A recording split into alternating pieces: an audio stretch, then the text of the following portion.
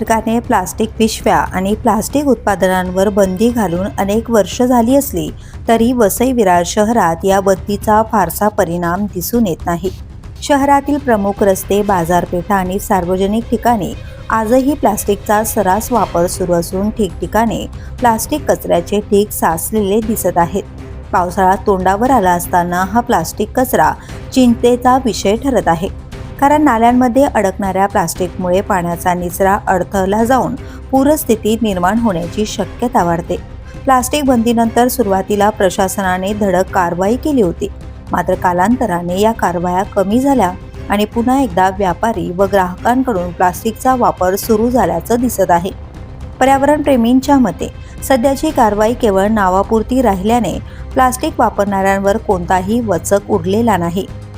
दरवर्षी वसई विरारला पावसाळ्यात पाणी तुंबण्याचा फटका बसतो।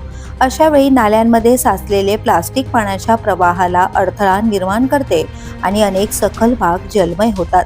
म्हणूनच पावसाळ्यापूर्वी नाल्यांची स्वच्छता, प्लास्टिक कचऱ्याची विल्हेवाट आणि प्लास्टिक बंदीची प्रभावी अंमलबजावणी करावी अशी मागणी आता नागरिकांकडून करण्यात येते। द पोलीस न्यूजसाठी श्रीधर चव्हाण, वसई विरार।